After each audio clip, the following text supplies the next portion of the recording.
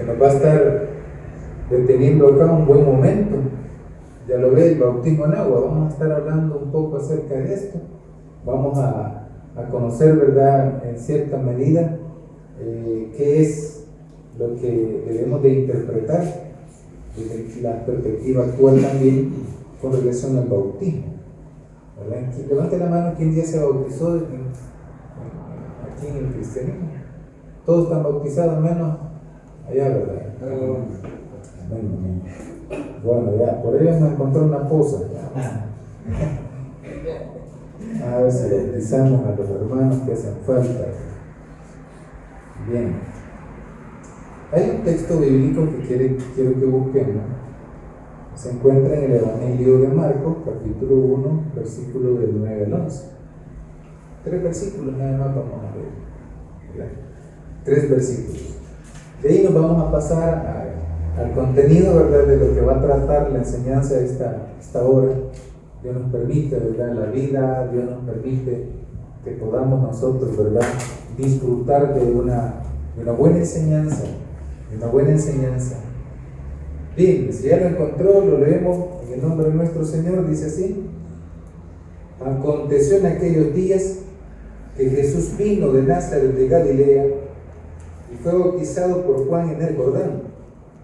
Luego, cuando subía del agua, vio abrirse los cielos y el Espíritu como paloma que descendía sobre él. Y vino una voz de los cielos que decía: tú eres mi Hijo amado, en ti tengo complacencia. Vamos a hacer una oración para que Dios pues nos bendiga a todos. Padre, gracias porque nos permites en esta hora, oh Dios del universo, creador, hacedor de la vida. Gracias porque le place reunirnos en esta hora y invocamos tu nombre para que nuestro ser sea alimentado con este tipo de enseñanzas. Por favor, Señor, toma en cuenta que hemos apartado nuestros tiempos para poder estar en este lugar. Así que pedimos, oh buen Dios, tu bendición. Pedimos tu bendición, Señor. Bendíganos a todos. Aparta todo estorbo al enemigo y permítanos que tu presencia, que la voz de la palabra pueda correr como las aguas de los ríos, Señor, desde su nacimiento hasta que llegue al inmenso mar. Así, Señor, corra tu palabra y nutra todo nuestro ser. Gracias una vez más, que tu palabra sea lámpara a nuestros pies y lumbrera nuestro camino. En su nombre oramos. Amén y amén. Puede sentarse, querido hermano y hermana. Bien, tenemos, ¿verdad?, que hablar de 4 cosas, 4 asuntos vamos a estar tratando. Vamos a empezar a hablar acerca del tema del bautismo desde lo más grande y vamos a ir descendiendo, ¿verdad?, a lo más específico, desde lo más amplio, ¿verdad?, a lo más específico. Así que así vamos a tratar. Primero, el bautismo en agua en otras culturas, porque pareciera ser de que solo el cristianismo, ¿verdad?, ha bautizado en la historia, ¿verdad? Y vamos a conocer que en ciertas culturas, hermanos, esta práctica ya se hacía, ¿verdad? También el bautismo en agua en el Antiguo Testamento, qué tipo, ¿verdad?, de consejos se daban en aquel momento y con qué fin. El bautismo en el Nuevo Testamento, cómo, ¿verdad?, viene a ponderarse esa práctica, ¿verdad?, de bañarse, de echarse agua en el cuerpo, es como una práctica de purificación, y el bautismo en agua y su comprensión para nuestros tiempos. ¿Cómo lo vamos a entender ahora? Seguiremos, ¿verdad?, teniendo aquellas mismas premisas o conceptos de la antigüedad o de otras, ¿verdad?, regiones en el mundo. ¿Qué vamos a pensar en ese sentido? Bueno, este va a ser el panorama, ¿verdad?, que vamos a estar considerando 4 puntos y espero, ¿verdad?, que sea de mucha bendición esta enseñanza. En primer lugar, ¿verdad? Entonces vamos a hablar acerca del bautismo en agua en otras culturas. Estas culturas son más antiguas, ¿verdad? Algunas, por supuesto, otras no tanto, pero regularmente las distintas culturas a nivel histórico han sido más antiguas que el cristianismo. El cristianismo tiene alrededor de un poquito más de 2000 años, 2024 tenemos nosotros, 2024. El conteo, ¿verdad?, de los años para Occidente, para nosotros, ¿verdad?, como salvadoreños, latinoamericanos o americanos, el conteo comienza después de Cristo. Pero otras culturas han venido, ¿verdad?, trayendo sus propios, ¿verdad?, conteos de años. Y, por supuesto, hermano, son más antiguas, ¿verdad? Sus estructuras, político, filosófico, matemático, entre otras, son más antiguas todavía. Entonces, veremos en ese sentido cómo, ¿verdad?, se ha venido manifestando en el tiempo lo que son, ¿verdad? Por ejemplo, aquí tenemos a Egipto. Egipto, hermano, aparece en las escrituras, ¿verdad? De hecho, uno de los patriarcas, ¿verdad?, fue a vivir con sus hijos e hijas a Egipto. Y Egipto, hermano, era una potencia a nivel mundial. Tenemos acá a nivel, no tanto mundial, ¿verdad?, pero por lo menos del mundo conocido de aquel momento. Entonces tenemos acá que hacían, ¿verdad?, algunas actividades de tipo religioso, pero el Nilo, que es uno de los ríos, ¿verdad?, que se mantiene todavía, el Nilo, para renovar la pureza espiritual. Ritos de purificación usando el Nilo para renovar la pureza espiritual. Los sacerdotes ocupaban muchísimo, ¿verdad?, el manantial, ¿verdad?, de estas aguas, el río Nilo, y por supuesto tenían, ¿verdad?, un significado que era renovar la pureza espiritual. De hecho, algunos de estos personajes, ¿verdad?, de los egipcios, consideraban que era parte, ¿verdad?, de la limpieza, era un estatus también lo que se tenía, ¿verdad?, en este caso tener las aguas del río Nilo a su disposición. Entonces aquí tenemos, ¿verdad?, una noción de lo que para aquellos representaba lo que eran las aguas, o sea, era como un bautismo, ¿sí? Por eso dice, renovar la pureza espiritual. También en Grecia, la Grecia antigua, habían baños rituales antes de participar en ceremonias religiosas. Ellos hacían dentro, ¿verdad?, de unas infraestructuras, hacían, ¿verdad?, un tipo de pilas. Y las estructuras que hacían, uno podía ser que descendiera agua de algún lugar, de alguna vertiente, por medio de conductos, y otro era que a través de los esclavos eran llenadas estos lugares, ¿verdad?, para que sirvieran de baño, ¿verdad?, para aquellas personas que participaban en los actos religiosos. Esto es bien importante, ¿verdad?, porque el agua tenía, ¿verdad?, un símbolo de purificación, ¿verdad? Entonces ya en la Grecia antigua tenemos ya vestigios a nivel religioso de lo que, ¿verdad?, pasaba con relación, ¿verdad?, a este tema que estamos considerando, el bautismo o esa purificación, ¿verdad?, que el ser humano consideraba a través del baño. Seguimos con el hinduismo, que es una de las religiones también mucho más antiguas, ¿verdad?, de las que existen en nuestros tiempos, y no es la única. Esta está ubicada en la India y no es la única, ¿verdad?, en esa zona, pero hay un río muy famoso, se llama el Ganges, y en ese río hay, ¿verdad?, una aproximación de personas en transcurso del año, pero una grandes cantidades de personas. La India es uno de los países más poblados en el mundo, ¿verdad? Y sus creencias religiosas les hacen a ellos, ¿verdad?, llegar a este lugar y zambullirse en esas aguas, porque creen que las aguas de ese río en particular acarrea para sus vidas, ¿verdad?, purificación. Ellos se purifican. Es un tipo ritual, ¿verdad?, que estas personas realizan. Entonces es bien importante porque es la fe de las personas que está activada a través, ¿verdad?, de la comunicación que se ha ido compartiendo de generación en generación. Entonces mire qué especial es esto, porque dentro, ¿verdad?, de lo que es el cristianismo encontramos algo parecido, ¿verdad? Porque allá en el Nuevo Testamento, que lo vamos a ver dentro de poco, encontramos también a un hombre, un río, invocando, ¿verdad?, o sea, vociferando de que había que bautizarse para el perdón de los pecados.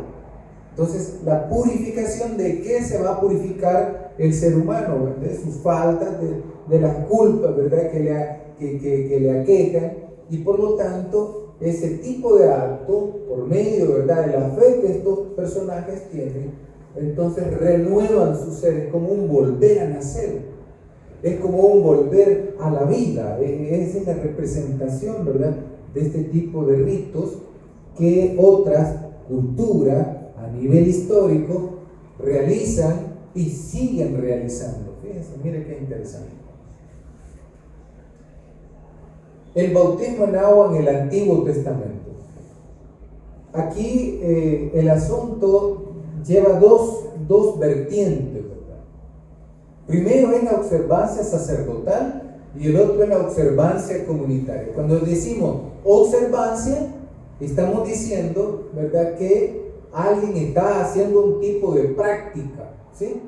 Alguien está practicando. La observancia es la práctica de ciertos ritos, de ciertos actos, ¿verdad?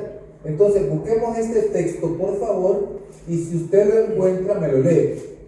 Aquí vamos a leer ciertos versículos nada más, porque es todo el capítulo 15 y 16 del libro del Éxodo.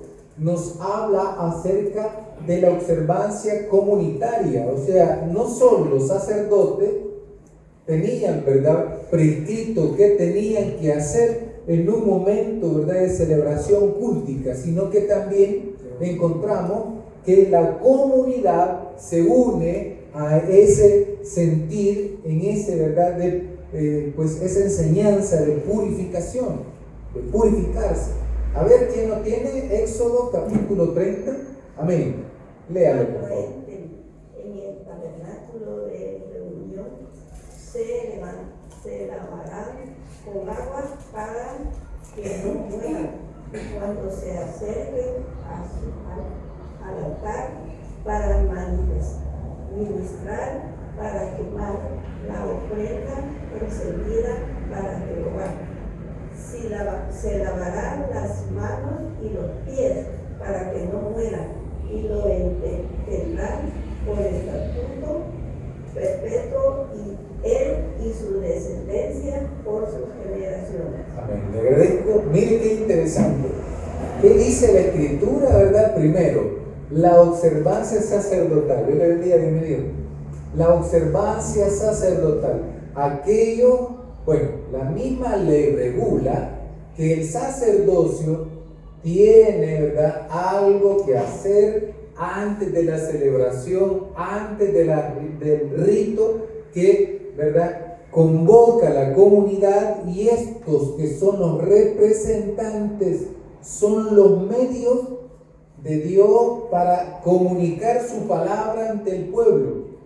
Entonces, ellos, para realizar ese tipo de ritos, tenían que purificarse, lavarse, o sea, bautizarse, en pocas palabras, ¿verdad?, porque conlleva la idea de la purificación. Al lavarme las manos o los pies o la cabeza, entonces yo estoy dando a entender que estoy purificándome de las impurezas, de lo que la vida, ¿verdad?, le carga al ser humano. Eso es lo que significa. Pero no solo aplicaba para la clase sacerdotal, sino que también aplicaba para la comunidad. La comunidad estamos hablando, ¿verdad?, que fuera del círculo religioso o de líderes religiosos, la comunidad también tenía ciertas prescripciones, o sea, ciertas leyes, ciertas normas que se habían prescrito para poder, hermano, tener una vida libre de cualquier amenaza. Ya vamos a ver. Alguien que comience a leerme el Éxodo 15, porque allí habla, oiga bien, hace varios años atrás, yo pensaba que solo para la mujer era, verdad, cierta normativa dentro de las escrituras del Antiguo Testamento. Cuando a la mujer le viene la menstruación, hay ciertas limitantes de que ya no puede sentarse en cualquier lugar, ya no puede, verdad, dormir en cualquier lugar, ya no puede, verdad, estar platicando abiertamente con otras personas, porque según la ley está impura, ¿sí? Si alguien se sienta donde ella estuvo sentada, entonces tiene que también pasar por un proceso de purificación, tanto la persona, ¿verdad?, que está teniendo ese proceso biológico de la menstruación, como aquella persona que se sentó donde la mujer que está menstruando había estado sentada. Entonces yo pensaba que la ley solamente aplicaba, ¿verdad?, en el caso de la mujer, en cuanto, ¿verdad?, a ese punto específico, pero leyendo Éxodo capítulo 15, está hablando de hace un montón de años atrás, pero que Éxodo 15 habla también acerca de vertir semen, que es, verdad, el líquido que fluye del ser humano, del hombre, y que es muy interesante porque también impone una norma en cuanto, verdad, a ese tipo de manifestaciones, ¿verdad?, del ser humano, el hombre en específico. Entonces, si el hombre moja la cama, entonces quien se siente, ¿verdad?, y tenga contacto con eso, entonces también tiene que purificarse, al igual también que el hombre tiene que purificarse. Entonces había ciertas normas que tenían que cumplirse, ¿verdad? Una, desde el punto de vista, ¿verdad?, que no querían, ¿verdad?, si había alguna enfermedad que se contaminaran los demás, ¿verdad? Entonces, a ver quién me lee Éxodo 15, ya leímos el Éxodo 30, los primeros versículos de Éxodo 15, a ver quién me ayuda con la lectura.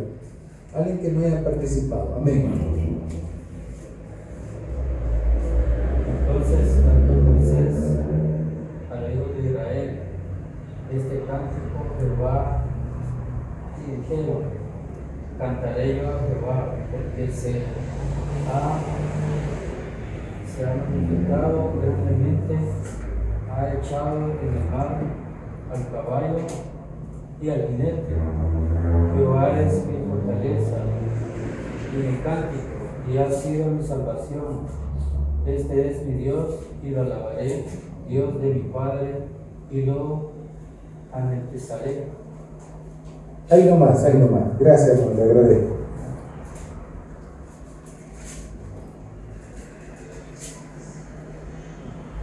A ver, dice que aquí hubo un error de dedo, es Levítico. Es Levítico, ¿verdad? No concuerda la lectura, ¿verdad?, con lo que estamos hablando. Así que vamos a procurar buscar, y me lo lee siempre el mismo hermano que me leyó ahí solamente unos cuantos versículos, por favor. Aquí hay un error, ¿verdad? 15. Sí, 15 de Levítico. Prestemos atención, por favor, que hoy sí ya corregimos ahí un error. Habló Jehová a Moisés y a Aarón diciendo: hablad a los hijos de Israel y decirles: cualquiera que viene flujo de semen será inmundo, y esta será su inmundicia, y su flujo sea de su cuerpo destilido a causa de su flujo, o que deje de destilar a causa del flujo, el ser inmundo. Él será inmundo. Todo toda cama en que se acostare, el que estuviese junto será inmundo, y toda cosa sobre la que se sentare, inmunda será. Ahí nomás, gracias hermano. Miren, entonces ahí tenemos, ¿verdad?, cómo se hace la invitación, ¿verdad?, de prestar atención al tipo de normas que había. Entonces, dice el versículo número 6, siempre del capítulo 15, dice: y el que se sentare sobre aquello en que se hubiere sentado el que tiene flujo, dice, lavará sus vestidos, se lavará también a sí mismo con agua, y será inmundo hasta la noche, ¿verdad? Entonces, este símbolo, ¿verdad?, de purificación que aparece en las Escrituras está dando a entender de que uno quiere cuidar a la comunidad de cualquier enfermedad, ¿verdad?, y que es necesario, ¿verdad?, purificarse, es necesario procurar, ¿verdad?, estar limpio.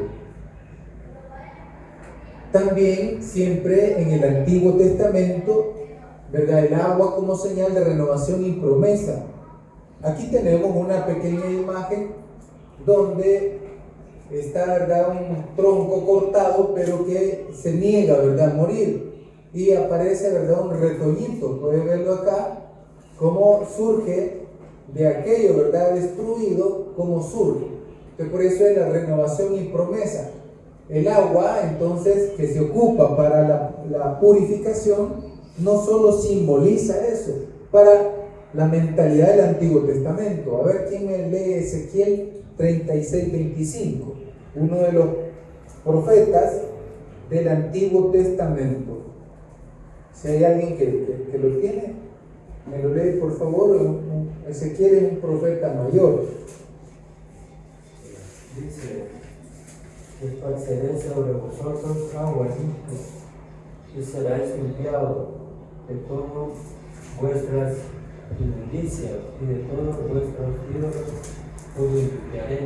Hasta ahí nomás, gracias, le agradezco. Aquí, ¿verdad?, encontramos en este libro de Ezequiel algo bien importante, ¿verdad? Porque está haciendo uso de aquella mentalidad de lo que pensaban acerca de lo que son los ritos de purificación, pero que también conlleva esperanzas.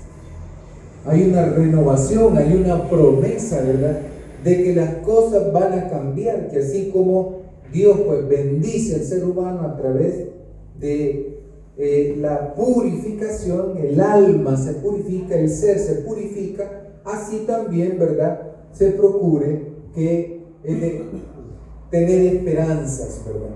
Por eso dice: os daré un corazón nuevo, y pondré espíritu nuevo dentro de vosotros, y quitaré de vuestra carne el corazón de piedra, y os daré un corazón de carne, ¿verdad? El 36:25 nos dice eso, ¿verdad? 25:26, esparciré sobre vosotros agua limpia. Entonces aquí habla de esperanzas, ¿verdad? Entonces, qué importante es saber que en aquellos tiempos tenían formas distintas de representar aquel agua como señal de renovación y promesa. Es un tipo de bautismo como nosotros lo consideramos, ¿verdad?, pero no al 100%. Lleva un significado distinto, pero ya entramos entonces a otro de los puntos, ¿verdad?, que es el bautismo en agua, pero hoy en el Nuevo Testamento. Ya vimos que en las distintas religiones han hecho uso también de esta forma, ¿verdad?, de entrar en contacto con lo que es esa purificación. No solamente el cristianismo hace, ¿verdad?, ese rito de bautizar a las personas, ya sean tiernos o grandes, sino que hay otras culturas también que conllevan una renovación, una purificación de su ser en cuanto a ese modo de entrar en contacto con el líquido, con el agua. Qué interesante, ¿verdad? hay algunas diferencias para que tengamos idea entre lo que es el bautismo cristiano y los distintos bautismos, ¿verdad? Porque el bautismo cristiano, Dios me bendiga, hermana, bienvenida. El bautismo cristiano es una vez nada más. El bautismo cristiano es una vez y nada más. Ya vamos a ver que dentro de lo que es el camino cristiano hay varias vertientes también. El tronco es el cristianismo y la rama son los distintos cristianismos, ¿verdad?, que se manifiestan. Ahora, por ejemplo, al hablar acerca del catolicismo y el cristianismo evangélico o protestante o evangélico, ¿verdad?, nada más, tenemos nosotros que ver que hay diferencias también, ¿verdad? Ya lo vamos a tocar más adelante, pero en este momento vamos a hablar acerca, ¿verdad?, del texto con el que iniciamos, y tiene que ver con el Evangelio de Marcos. Busquemos, por favor, Evangelio de Marcos, capítulo número 1, versículo del 9 al 11. Vamos a detenernos ahí un momentito, porque es necesario. Fíjense que los evangelios son los que dan la pauta para poder decir que abandonamos el Antiguo Testamento y entramos al Nuevo Testamento. Y aquí aparece, ¿verdad?, ya la vida de Jesús. Entonces, es bien interesante porque Marcos inicia, y a mí me gusta el Evangelio de Marcos, por eso, ¿verdad? No estoy diciendo que los demás no me gustan, pero me gusta el Evangelio de Marcos porque le interesa a los receptores y al escritor en especial, le interesa, ¿verdad?, dar a conocer el ministerio de Jesús desde su bautismo, ¿verdad? Es bien interesante, ¿verdad? Le interesa presentar la vida de Jesús desde su bautismo, porque desde ahí comienza a manifestarse al mundo. Jesucristo se manifiesta al mundo después de su bautismo. Entonces esto es bien interesante. Ahora bien, leyendo el Evangelio de Marcos, capítulo número 1, versículo 9, dice: aconteció en aquellos días que Jesús vino de Nazaret de Galilea y fue bautizado por Juan en el Jordán. Las distintas tradiciones que escriben evangelios, Mateo, Marcos, Lucas y Juan, son tradiciones, son, ¿verdad?, comunidades que tienen intereses muy distintos que decir acerca de Jesús. En ese sentido, algunos evangelios presentan a Juan el Bautista dialogando con Jesús antes de su bautismo. A Marcos, ¿verdad?, no le interesa eso, le interesa que Jesús fue bautizado, nada más. Pero Mateo dice que comenzaron a dialogar. Y en el diálogo que aparece en el Evangelio de Mateo, viene Jesús, viene Juan Bautista, que Bautista no es apellido, sino que es como un apodo, ¿verdad?, porque es el que bautizaba. Viene Juan Bautista, entonces le dice: yo debo ser bautizado por ti, y tú vienes a mí diciéndole: yo no quiero bautizarte. Porque, y aquí vamos a aclarar algo bien interesante, ¿verdad? Me voy a adelantar de hecho, porque el llamamiento que hacía Juan Bautista, ¿cuál era? Era llamar a lo que es el bautismo, pero este bautismo era para arrepentimiento de pecados. Era como, ¿verdad?, en las otras religiones, era como, ¿verdad?, una purificación del ser, ¿sí? Entonces, pero Jesús, le pregunto, ¿tenía pecado o no? Entonces, ¿por qué razón Jesús busca a este hombre para bautizarse? Porque Jesús es hijo de su tiempo, y sabía muy bien Jesús de que según la tradición del pueblo judío, aquellos que ingresaban a la vida del ministerio, del servicio a Dios, tenían que purificarse. ¿Ya? Así como lo que leímos, ¿verdad? Anteriormente, donde era necesario que se lavaran los pies, se lavaran las manos para entrar, ¿verdad? Y que no murieran, dice. ¿Ah?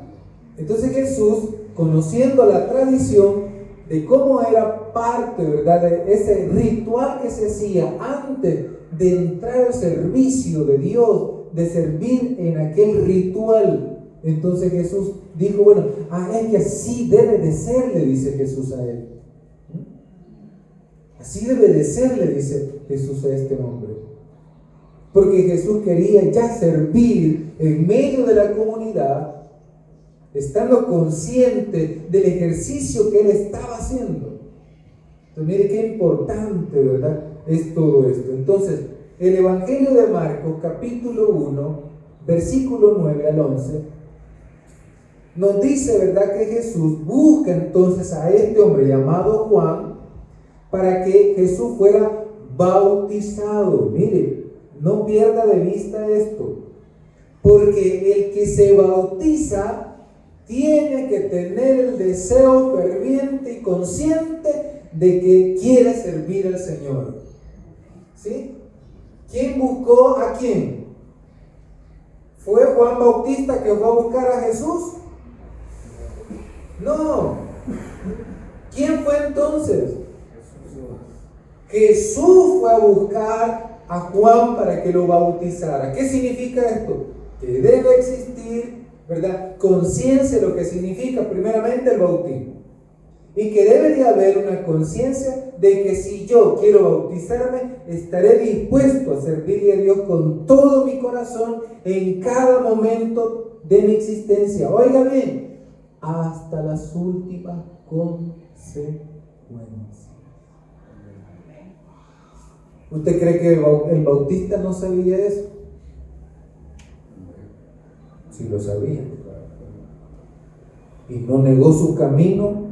Mira, y lo quitaron del camino. Jesús sabía que había riesgos en ese camino. Sí lo sabía. Sí lo sabía. Entonces, esto es bien profundo, no es algo sencillo de digerir. A los hermanos que nos ven por medio de las redes sociales, ¿verdad?, muchas veces se ha presentado un evangelio muy light, ¿verdad?, muy suave, ¿verdad?, solo por irla pasando, solo porque, ¿verdad?, paso por momentos difíciles, paso por la tormenta o me estoy ahogando, entonces busco de Dios. Y así estamos, ¿verdad?, muchas veces. Así está la persona muchas veces, que solo busca a Dios como el bombero, ¿verdad? Llámenlo porque nos estamos quemando, ¿verdad?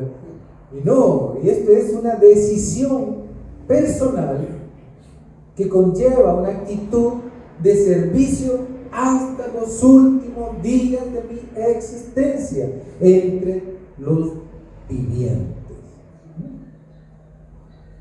Entonces, por eso es que, bueno, ya lo vamos a ver más adelante.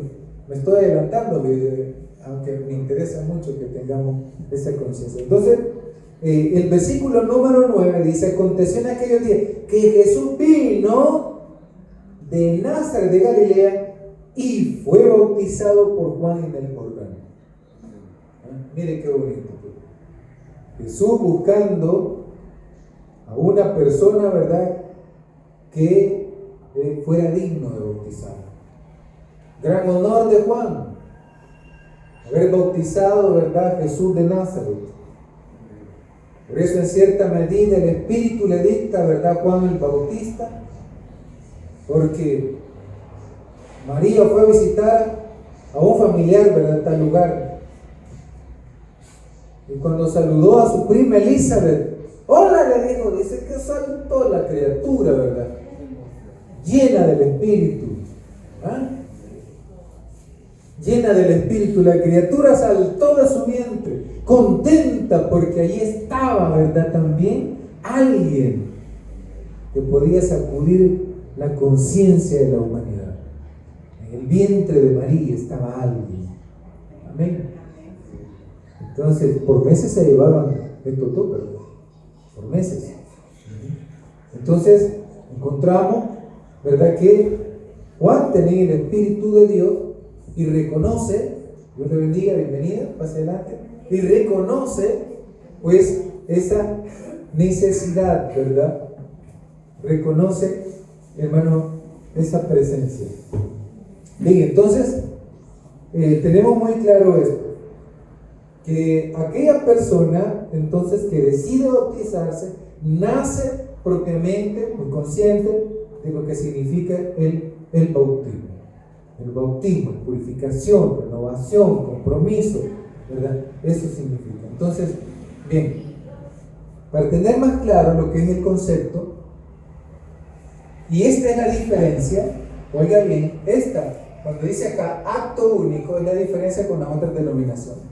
Por lo menos los hinduistas, los indios religiosos, no todos son religiosos, pero los religiosos, ellos van todos los años, ¿verdad? Ellos van todos los años. Los judíos también hacen un tipo de rito, ¿verdad?, de purificación. Entonces, tenemos acá la gran diferencia. El bautismo es una vez, ¿sí? El bautismo es una vez. Aquí no hay tal, ¿verdad? Pero que usted se bautizó con los testigos de Jehová y por lo tanto vamos a tener que bautizarlo, porque eso no vale. Discúlpeme, pero es válido. Es válido. Pero usted se bautizó allá solo en nombre de Jesús, no se bautizó en nombre del Padre, no es válido. Déjeme decirle que es que me interesa eso. Me interesa su compromiso con la vida ante Dios y ante una comunidad. Es interesante, porque el bautismo es uno. Entonces es acto único que marca un cambio, miren, que marca un cambio de estado espiritual y una iniciación en la fe en Jesucristo. Ahora, cuando decimos iniciación, esto es en cuanto al servicio de Dios. Cuando hablamos de iniciación, ¿por qué aclaramos esto? Porque el bautismo es un acto segundo después de creer en Dios. ¿Sí? El bautismo es un acto segundo después de creer en Dios. ¿Quién es primero? ¿Aceptar el camino de Cristo o el bautismo? ¿Qué es primero? Recibirle. Aceptar voluntariamente, ¿verdad? Nadie me coacciona, nadie me está presionando, nadie pone una espada para que yo me convierta en cristiano o en musulmán. Es un acto voluntario, ¿verdad? Yo estoy consciente. Entonces, allí entro, ¿verdad?, en la esfera, en el camino de Dios, aceptando, ¿verdad?, su palabra. Yo le recibo en mi vida, en mi corazón. Yo recibo su consejo. Acepto caminar por ese sendero. Acepto tratar de obedecerlo en lo que sea posible en toda mi existencia, que no supone que no fallemos. Amén.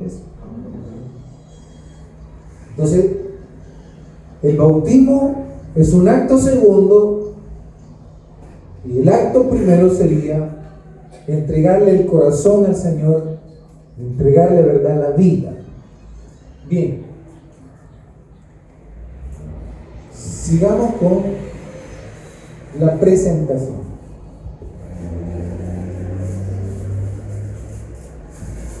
Aquí vamos a meternos, ¿verdad?, en un tema muy bonito, porque hablamos de la diferencia que existe entre la Iglesia católica y la Iglesia cristiana, evangélica o protestante, ¿verdad? Son dos ramas del cristianismo: católico, protestante o evangélico. ¿Estamos, iglesia? Bien. Los católicos bautizan infantes. Esto tiene mucho que ver con una presentación que hacen, ¿verdad?, en la iglesia para el bautismo de la criatura, donde los padres comprometen a guiar al niño en el camino de la fe. Entonces el bautismo es una anexión al camino de la fe. Eso es según lo que yo interpreto. Para el católico, entonces, no importa mucho el ejemplo del mismo Jesús y su compromiso con la comunidad cuando Él se bautiza, según los evangelios.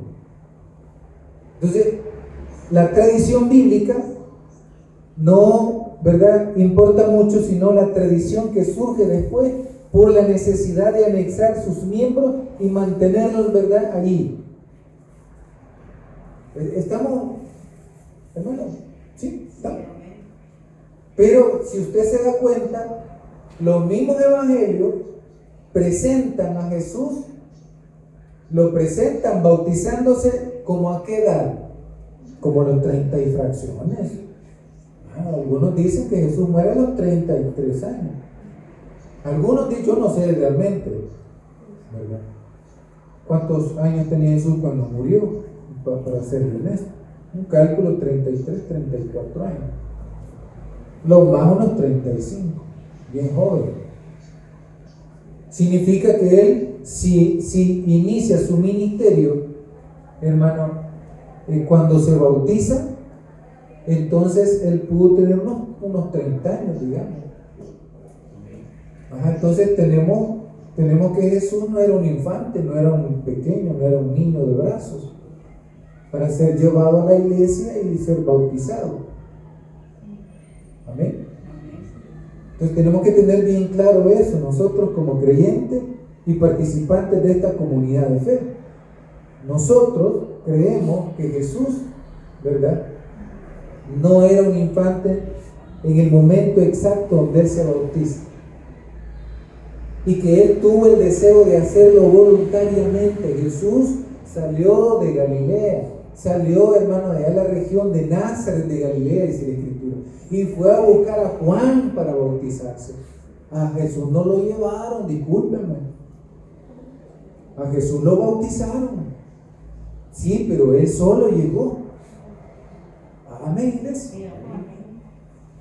Es que es tarea cuando, y quizás la confusión es cuando a Jesús lo llegaron a presentar ahí en el templo. ¿Sí? Al 8º día de nacido, el niño, los niños varones eran llevados al templo, lo recibía el sacerdote, agarraba un cuchillo y los circuncidaba. Porque exactamente al 8º día hay una generación de un flujo de sangre mayor todavía para los pequeños. Entonces, cuando ellos les cortan, ¿verdad?, el prepucio de su pene, entonces ellos vierten sangre, pero como ese día, el 8º día, el cuerpo está generando más sangre, entonces no es causa, ¿verdad?, de peligro de que ellos vayan a morir por falta de la sangre, ¿verdad?, que pierden. Entonces, bien interesante, porque entonces hay una confusión cuando se lleva a Jesús al templo para que fuera circuncidado al 8º día, según la ley. No fue para ser bautizado Jesús. Jesús se bautizó siendo ya grande. ¿Estamos, iglesia? Bueno, Pablo también anduvo bautizando. Y habían pleito, ¿verdad?, en las comunidades de Corinto, porque unos decían, a mí me ha bautizado el hermano Julio. Hay poder ahí, pues. Había pleito porque los líderes también bautizaban. Y Pablo dice, doy gracias a Dios que a nadie bautizado, solo a fulano y a fulana, dice. Y ahí a nadie, dice Pablo. Pablo también bautizaba, y no bautizaba infantes, discúlpenme, pero el registro bíblico, y en especial el ejemplo máximo de la representación del cristianismo, que Cristo se bautizó siendo adulto, siendo grande y siendo consciente de su gran decisión que iba a tomar. ¿Y sabe por qué, hermano, es mejor así? ¿Por qué cree usted que muchas veces la gente dice, yo mejor me voy de esta iglesia? Porque no tuvo conciencia de eso. No tuvo conciencia de lo que estaba haciendo. Entonces Jesús dice, no era un infante. ¿Estamos claros con eso? Creo que no hay vuelta de hoja. Aquí está bien entendido todo. Bien, Jesús tenía pecado por el llamado del bautista. ¿Cuál era el llamado? Arrepiéntanse y bautícense.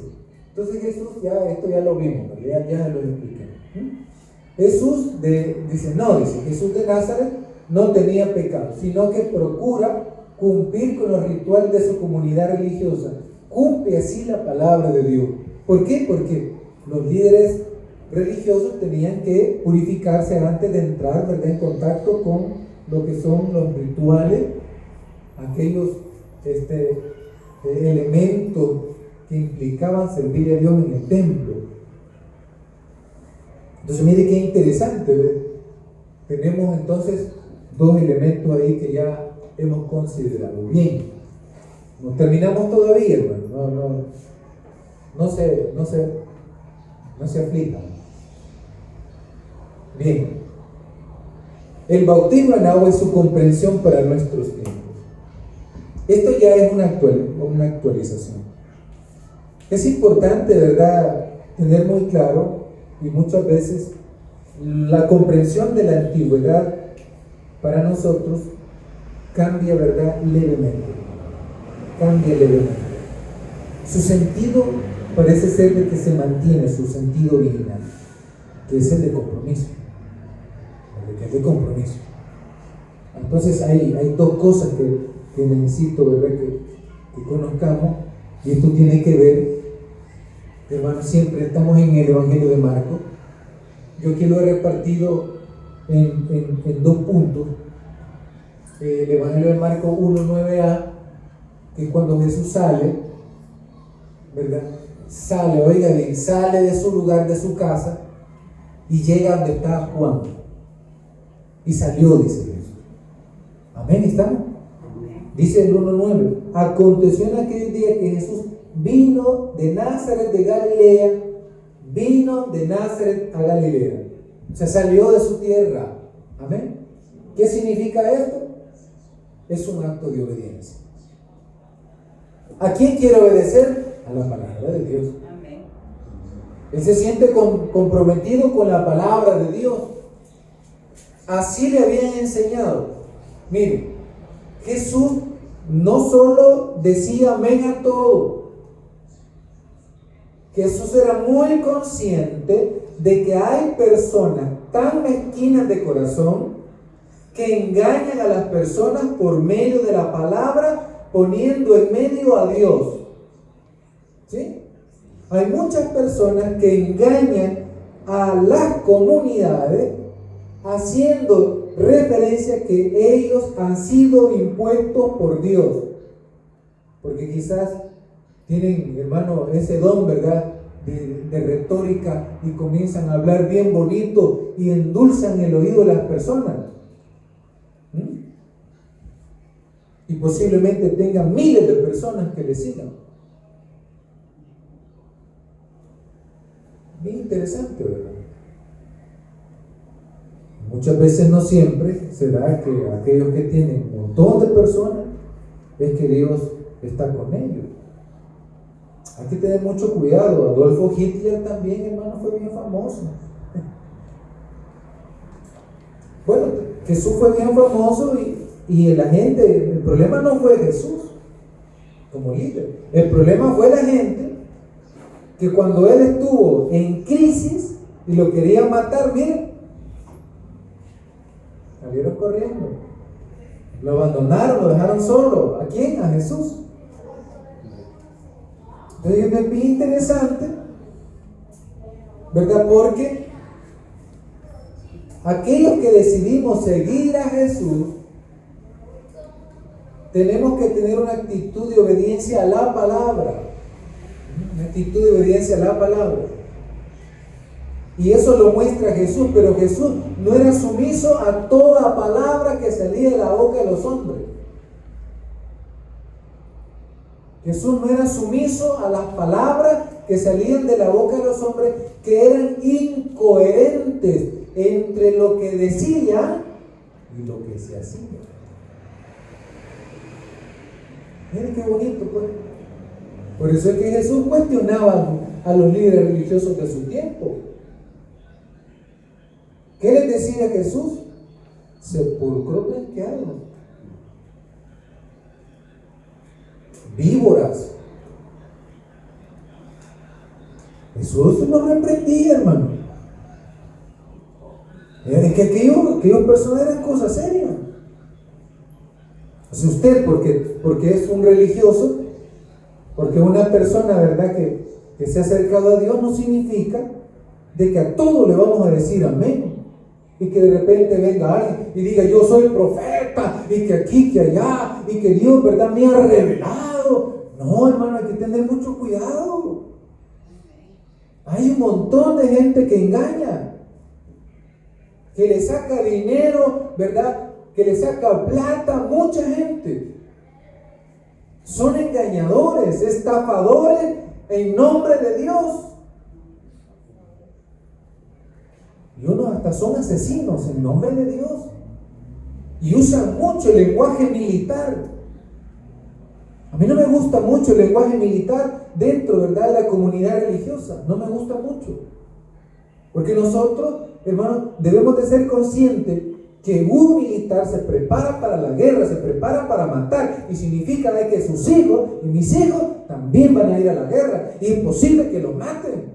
Después le regresen a su hijo y lleguen a tocar la puerta diciéndole que su hijo ha muerto. Por eso yo no estoy a favor ¿verdad?, de la guerra. Me gusta el Dios de Jesús.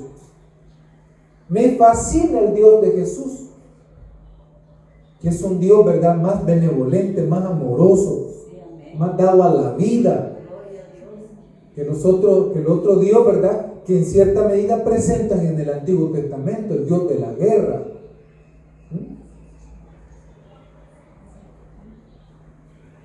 Es bien peligroso eso. Yo conocí a un hermano en la universidad que se jactaba supuestamente era cristiano, pero se jactaba de decir de que él era sionista y andaba con un gran anillo en su mano de la estrella de David. Fíjese. ¿Y quién es el sionismo? Es una mezcolanza entre lo religioso judío y lo político, y que son dados a la persecución y a la muerte, a los asesinatos a nivel, hermano, étnico. Entonces es bien delicado este asunto. Entonces, yo soy religioso, pero no a todo le voy a decir amén. Yo tengo que tener mucho cuidado. Yo tengo que evaluar lo que se me esté diciendo. Yo tengo que ver los pros y los contras de aquello, ¿verdad?, que me están diciendo. Si lo que le están diciendo a usted lleva, ¿verdad?, el contenido de la separación de su comunidad, por ejemplo, si alguien viene y dice, es que solo nosotros tenemos la verdad aquí, eso es mentira. Eso es mentira. Mucha gente se llena la boca de que ellos, solo ahí en su congregación, solo en su religión, es que ahí van a alcanzar la salvación. Eso es totalmente falso. No es así. La salvación la da Dios. Y también la salvación se busca y se encuentra. La salvación se llama Jesucristo. ¿Ven? Se llama Jesucristo. Ahora bien, cuando yo encuentro a Jesucristo, yo tengo que seguirlo en obediencia. Yo tengo que empezar a seguir a Jesucristo, pero de verdad. No, que no solamente entre aquí la palabra de Dios al oído y me salga por el otro, ¿verdad?, corriendo. No, yo tengo que comprender de que hay actos que tengo que hacer como persona renovada, purificada, que he sido, ¿verdad?, salvada por Cristo Jesús. Yo tengo que realizar actos de obediencia al consejo de Cristo. Y esos actos, hermanos, muchas veces van a contrariarnos porque como nosotros somos muy carnales, el ser humano es muy carnal, ¿sí? hombre y mujer, y por lo tanto hay mucho daño.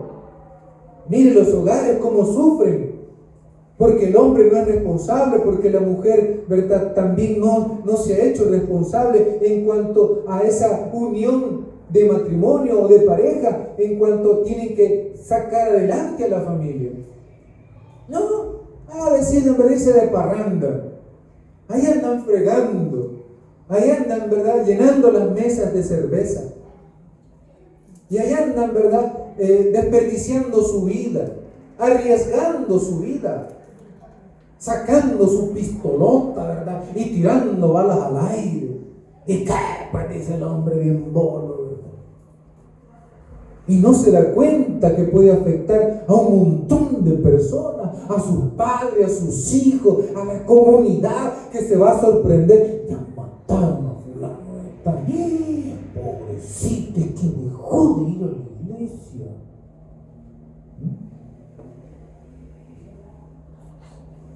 Dejó de perseverar, dice. Jesús nos invita entonces a que tomemos en serio ese camino que tiene que ver de la obediencia. Él sale de su casa y vino, dice, a ser bautizado por Juan en el Jordán. Es un acto de obediencia. Por eso es que Jesús fue fiel hasta la muerte y fue considerado hijo de Dios por esa misma obediencia. Lo que yo voy a obedecer no es la totalidad que me digan los religiosos que yo haga. Porque hay cosas que no funcionan, hermano, en la vida. Como le digo, hay personas, hay religiosos que ponen cargas tan pesadas que ellos no se animan, hermano, ¿verdad?, a mover ni siquiera con un dedo. Entonces esto es bien importante, ¿verdad?, porque la obediencia entonces en ese sentido es, ¿verdad?, favorable, es digna. La obediencia de la palabra, del consejo de Jesús, ¿verdad?, es importante. Entonces Jesús nos enseña a nosotros a ser obedientes. Si no se ha bautizado, pues procuremos irlo pensando, ¿verdad? Y si quiere que le bauticemos, también podemos bautizarle, pero la obediencia nace antes. La obediencia ya está ahí en su corazón, debería estar ahí en su corazón, porque por obediencia usted se va a bautizar, por obediencia usted va a obedecer a Dios, por obediencia usted, hermano, se va a alejar de los caminos de perdición, de los caminos del pecado, del camino de la muerte. Nosotros vamos a procurar alejarnos de esos caminos, amén, iglesia. Pero también mira algo bien interesante, nos dice, permítanme que me adelanté mucho, apreté otro botón. Marcos, la segunda parte, ¿qué nos dice? ¿Qué nos dice la segunda parte? La primera parte, ¿cuál era? Aconteció en aquellos días que vi que Jesús vino de Nazaret de Galilea y fue bautizado por el Jordán, como testimonio público de la fe de Jesús de Nazaret. Testimonio público. ¿Por qué no bautizamos en comunidad? Porque es un testimonio público.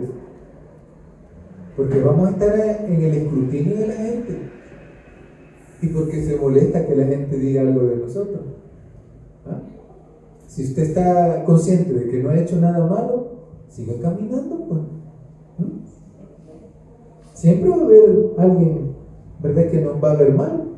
Sí, siempre.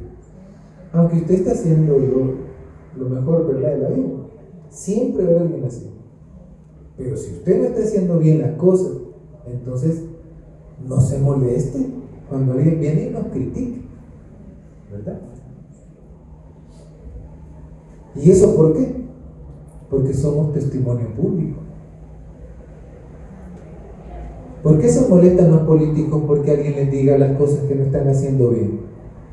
Es que ellos decidieron el camino público. ¿Sí? ¿Quién se meta a la vía política? Está el escrutinio de todo el pueblo. Mire, ponle a un muchacho que se afanaba, ¿verdad?, de ser un buen alcalde, y que hizo promesas, porque los políticos se llenan la boca, ¿verdad?, de promesas. Y dijo: vamos a poner una perrera, y ahí les vamos a tratar a los animalitos con dignidad, y que vamos, ¿verdad?, a darles comidita, les vamos a poner médicos especialistas, ¿verdad?, y a los perritos no les va a faltar nada. Mira, hasta de hambre se murieron unos. No, hombre, hermano. Pobre chuchito, ya abandonado, con unas cadenas tan gruesas, usted que pesaba más la cadena que el chucho. Se murieron. Y supuestamente, ¿verdad?, hay una ley que protege a los perritos. Y como le dije la vez pasada, ahí grabaron un video donde salía un señor cuando estaba en lo mejor de la tormenta y había un río que estaba bien crecido, ¿no? Aquí fue, aquí en El Salvador. Lo agarró, el chuchito estaba viendo el río, así como él, y mire, lo va agarrando desde el cuello y de la parte de atrás, lo agarra, mano, y lo tira al río. Y lo denuncian. Al ratito, 3 doritos después, ya lo tenían enchuchado. ¿Por qué no hicieron lo mismo con este alcalde? ¿Ah? Y ahí vienen las críticas, ¿verdad? Ay, es que esta gente, ¿verdad?, es bien injusta. ¿Y por qué se meten a los políticos? ¿Ah?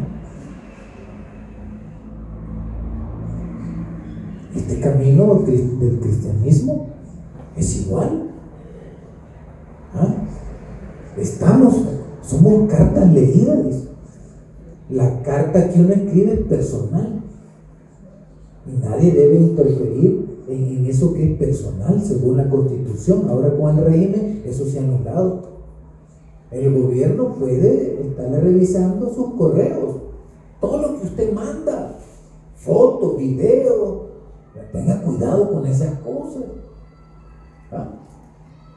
Porque hoy con el régimen, muchos de los derechos que tiene el ciudadano ya no los tiene. Ya no los tiene. Por ejemplo, eso que le menciono, de que si usted viene y dice que es mi derecho de mantener, guardar mi intimidad en ese sentido, ¿verdad?, de que yo voy a escribir y nadie tiene que estarme revisando, porque es bien feo, ¿verdad? Imagine que viene el hermano Miguel y la hermana vive en Estados Unidos y le escribe una cartita de amor. Mi amor, viene que falta me hace.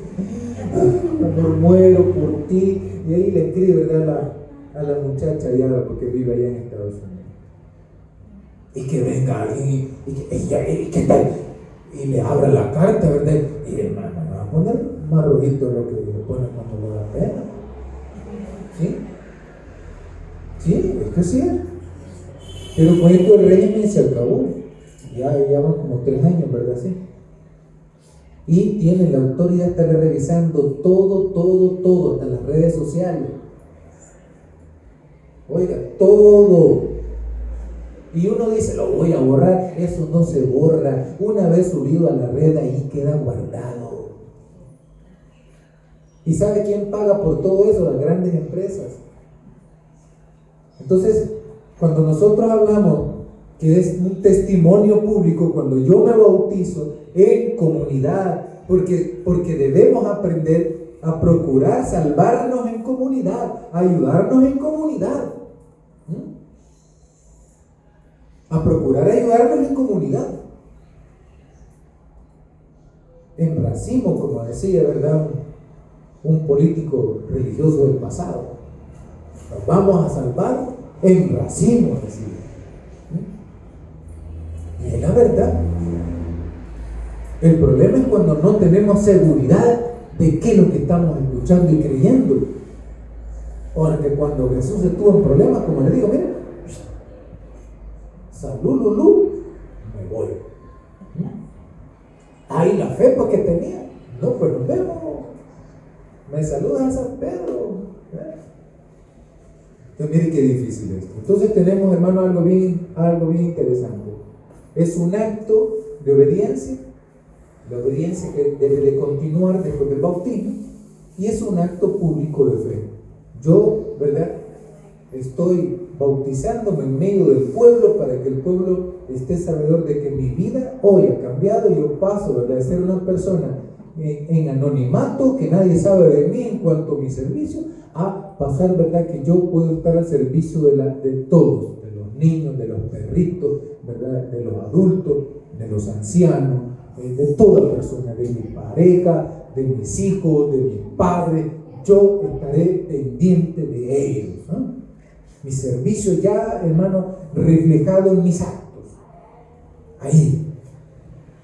Dios, pues, quiera que nosotros podamos seguir aprendiendo de esto.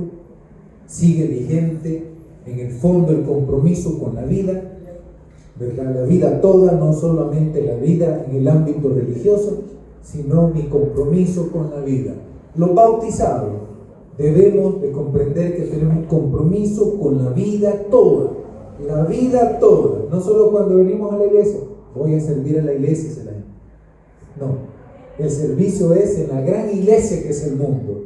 Allí serviremos a Dios y también, ¿verdad?, se le sirve a la vida. Sirviéndole a Dios es servirle a la vida toda.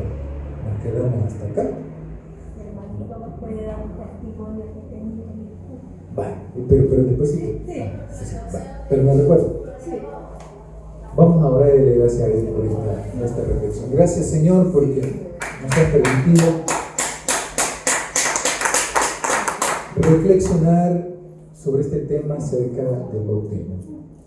Te pido, Señor, que recordar estos tipos de enseñanzas son de mucha bendición para todos, porque muchas veces se nos olvida que hemos adquirido un compromiso contigo y con la vida. Por favor, anima nuestros corazones y no permitas que el enemigo nos robe la bendición de servirle a usted sirviéndole al mundo. Por favor, Señor, bendiga esta comunidad, que las enseñanzas que tú nos impartes acá sean de mucho provecho, que tú nos bendigas, mi Señor, que tú bendigas nuestros corazones, que tú bendigas, Señor, a nuestras familias, a nuestros hijos, que tú bendigas, mi Señor, por favor, se lo pedimos, que tú bendigas a toda nuestra comunidad de fe, que tú bendigas, Dios, en gran manera a tu pueblo que te necesita, que también bendigas a los políticos actuales, Señor, que ponga sensibilidad en su corazón y respondan a las demandas de las mayorías. Que tú nos bendigas a todos, porque lo necesitamos. Gracias una vez más. Quedamos, Señor, en tus manos, en tu nombre oramos, amén. Y amén. Damos un fortísimo aplauso al Señor. Bueno, tenemos la participación.